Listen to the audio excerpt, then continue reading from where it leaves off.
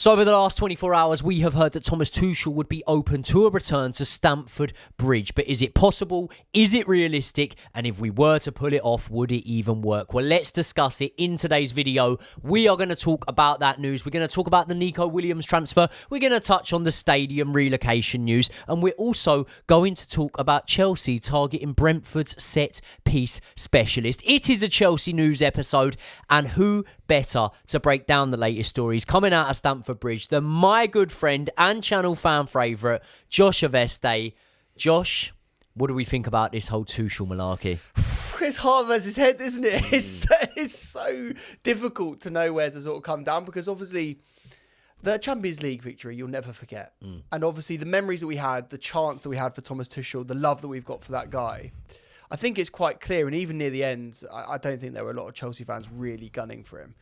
And I see a lot of revisionism online at the moment about people sort of like thinking about the legacy and thinking about some of the players that he signed and forgetting some of the failed transfers. And apparently Tuchel was a big advocate for bringing Sterling in. Yes. He was one of the ones that wanted him. That's the main example I'm sort of talking about, to be honest with you.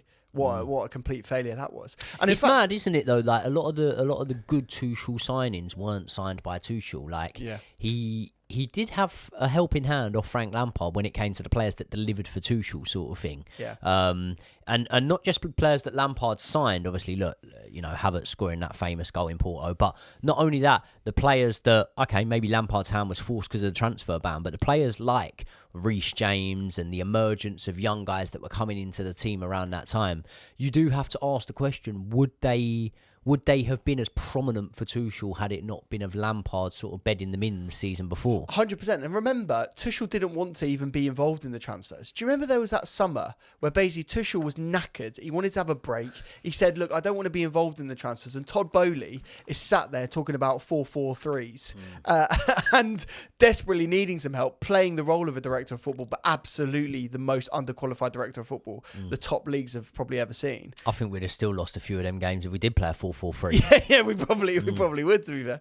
So, like, I just think while you can criticise some of the transfer dealings, I don't think Tuchel should be anywhere near the transfers in general. And maybe that is a reason why he could work here. He could come back in and be a coach and just do his thing, do what he's really good at.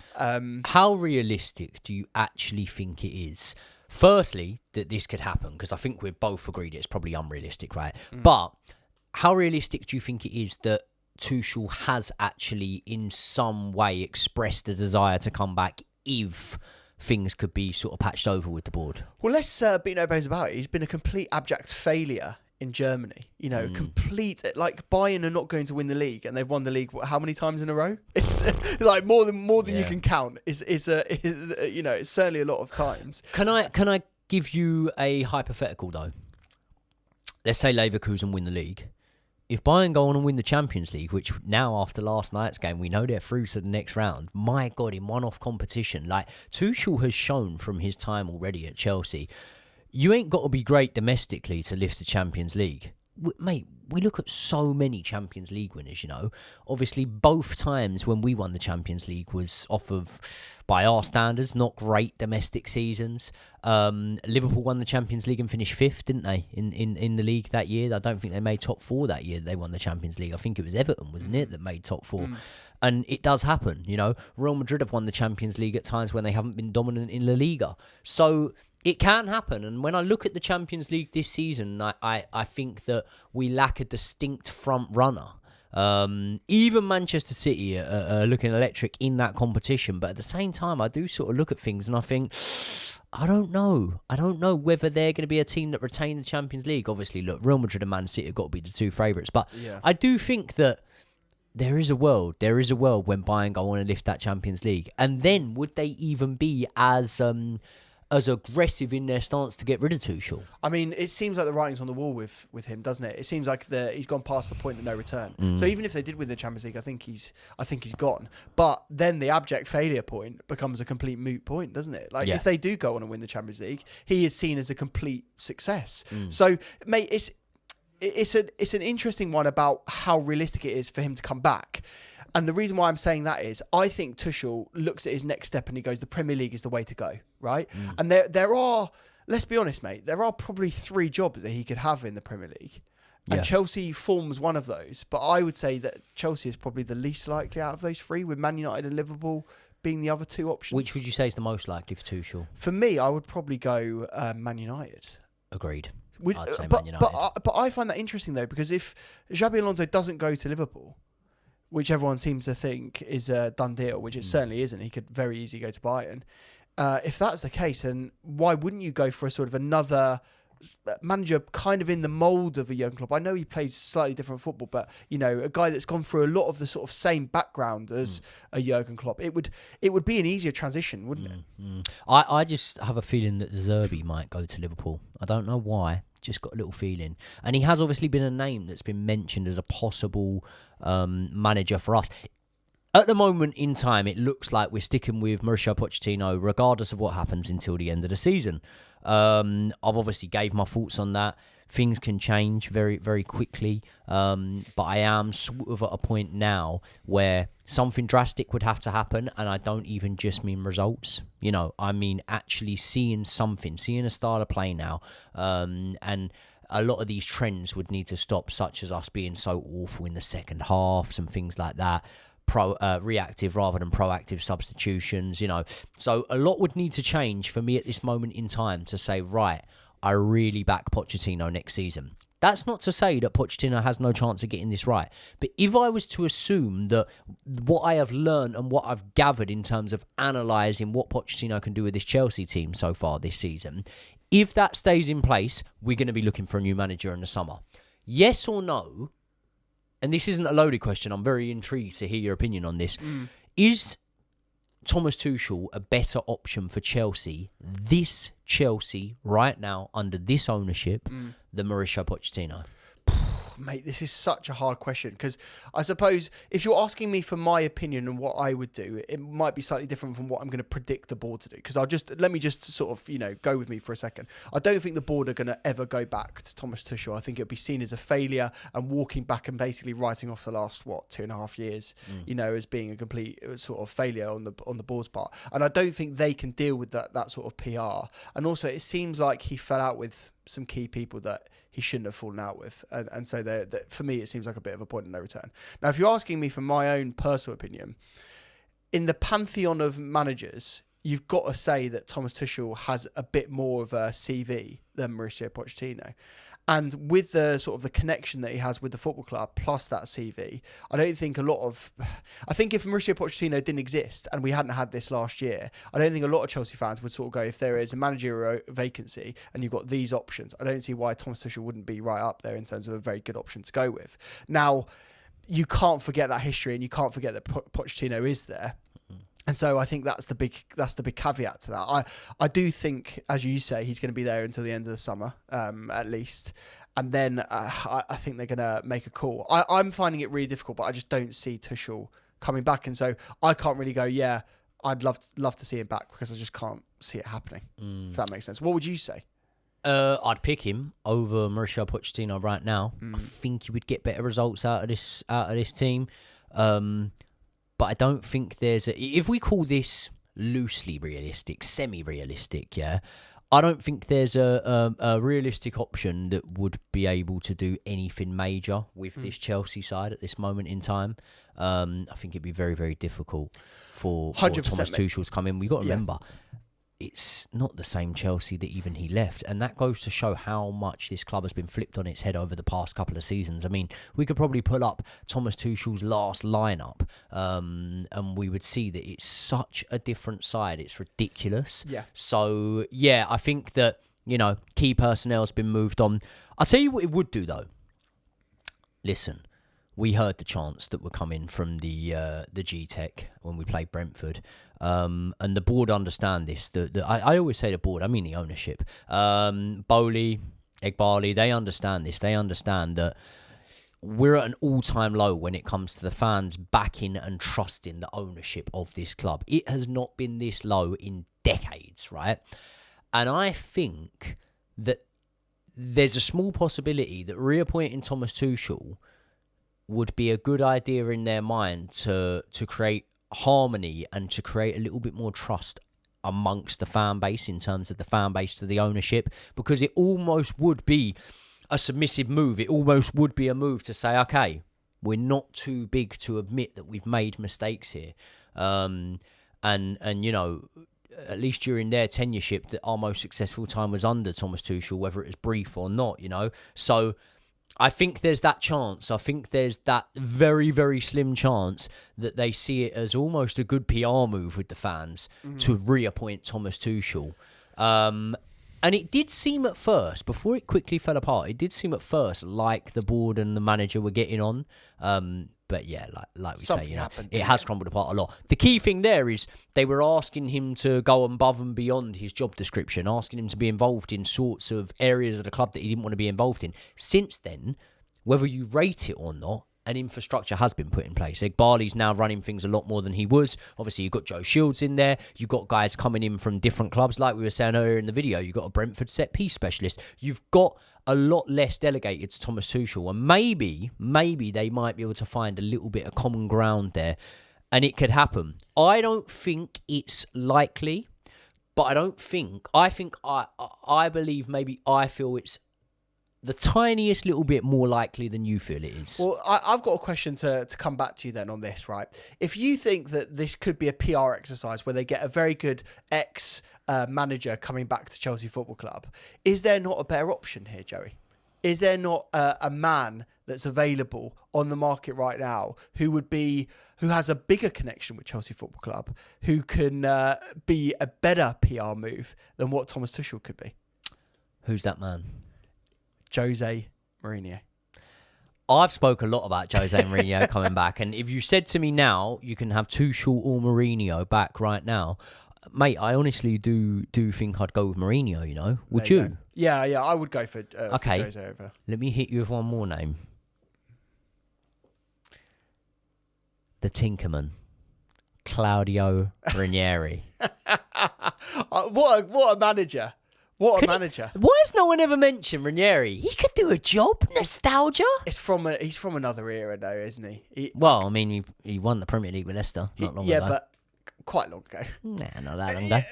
It was a decent amount of time. Do you think most Chelsea fans would prefer... And listen, I've already got the gauge on whether Chelsea fans would prefer Thomas Tuchel. That's a given. I think the majority would prefer Jose Mourinho. Definitely stadium-going fans, I think, would.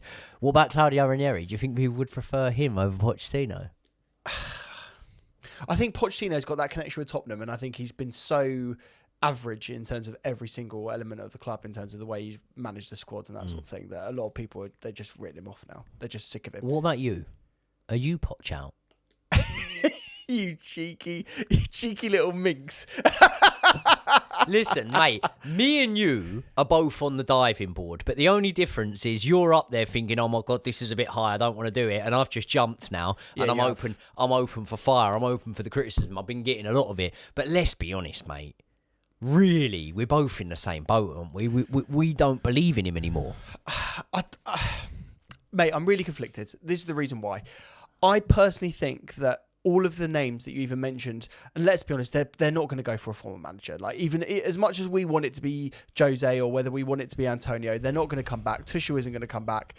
They're not returning. So let's just say that. I just think the other options on the market either are incredible risks, like Potter was. You know, Potter wasn't a slam dunk, a home run. That was a risk. And maybe if they persisted with that risk, it could have been a slightly better outcome.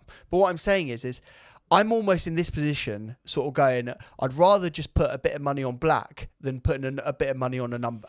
And that's what I feel the sort of the value exchange is here, to boil it down into roulette terms. So mate, at the moment, just to answer your question, I'm Poch in, but I think if we go out in the next round of the FA Cup and we don't get a couple of wins out of our next results, I think basically everyone will be Poch out, because it will just be simple. We'll be out of everything. We'll have nothing to play for. The league will be gone.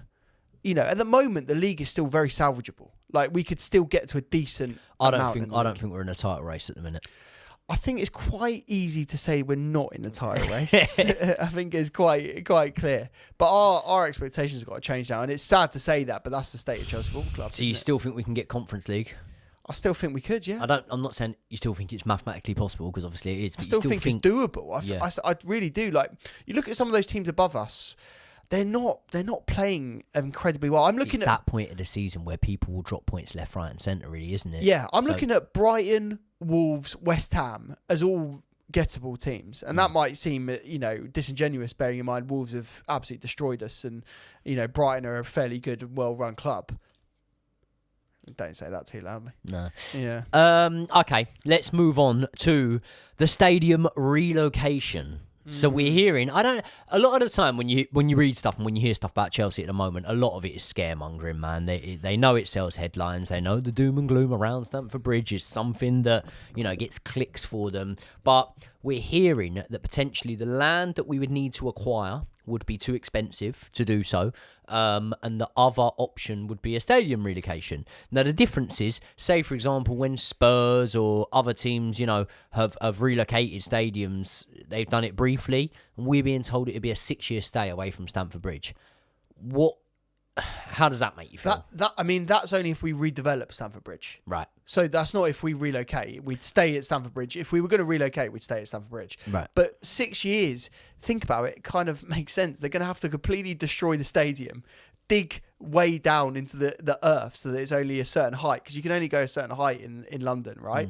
And basically build this entire new stadium. They're going to have to do a brand new design, because apparently the design before is not something they want to carry on with that we had previously. Do you remember that big brick structure that we had? It, yeah. Almost like a cathedral-esque. I thought the brick design was really cool, actually. But there's the two options, really. And it ultimately, mate, it boils down to me for this, and I'll just ask the question back to you. Do you want the stadium to be as big as possible? Or would you be happy to have another 50,000 seats? I mean, mate, I'm a creature of habit. I like Stamford Bridge the way it is. I understand that it puts us in a weak position when it comes to the amount of profit as a club we can take. Mate, we're left behind. Yeah. You look at Spurs' stadium, I feel dirty even saying their name. I'd never go there, but, that looks beautiful. Yeah. You look at the Emirates, even the Emirates is looking a bit out of date. A lot of people saying that's like a level behind Spurs now. And then you look at what Liverpool are doing, Man United are talking about redeveloping their stadium. If we don't do this quickly, we're going to get left behind. And also... saying that, it needs to be done. And also... I just think it's about time that we sort of move with the times a bit. So I'm just about getting used to the fact they've changed where the megastore is. Do you remember when it used to be on the corner by the Cotform Hotel? The thing is, right, and look, you and I have been going for a very long time. My first game was in 1997. I went to Stamford Bridge against Liverpool, sat in the Matthew Harding Upper. I will have memories that will last my entire life. Some of the best memories of my life are in Stamford Bridge, right? And so I feel as vociferously about Stamford Bridge as anyone would do.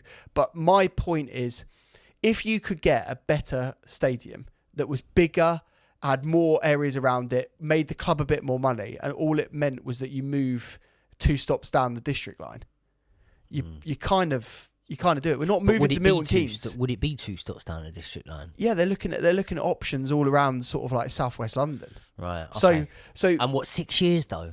No. But that's only if we stay in Stamford Bridge. If we stay in Stamford Bridge and redevelop Stamford Bridge, then we'll have to go and play somewhere else. We'll have to go to Twickenham or Wembley or Craven Cottage.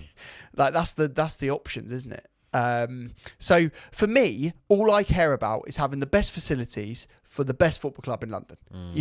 And I would say the world. Right? So you wouldn't mind a stadium move rather than a redevelopment?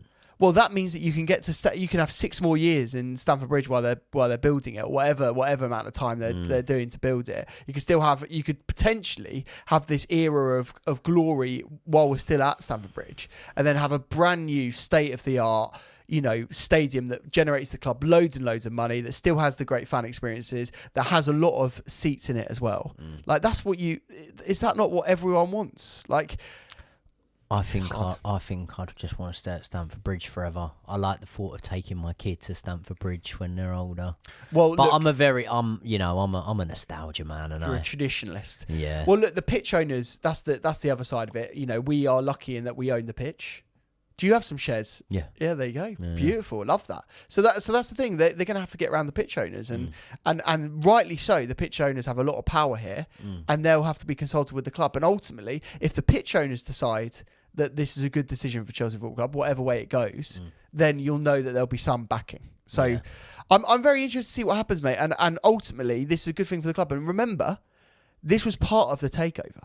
They committed to building this new stadium as part of the takeover. So it's going to happen at sometime. People are very much be interested to know how you lot feel about this, especially if you're match-going fans. Do we move for a couple of years and redevelop Stamford Bridge, or do we move a stop or two down the train line and go to a new stadium? Very interested to know that. Chelsea targeting Brentford set-piece specialist. I don't think it's too interesting, but would you like it?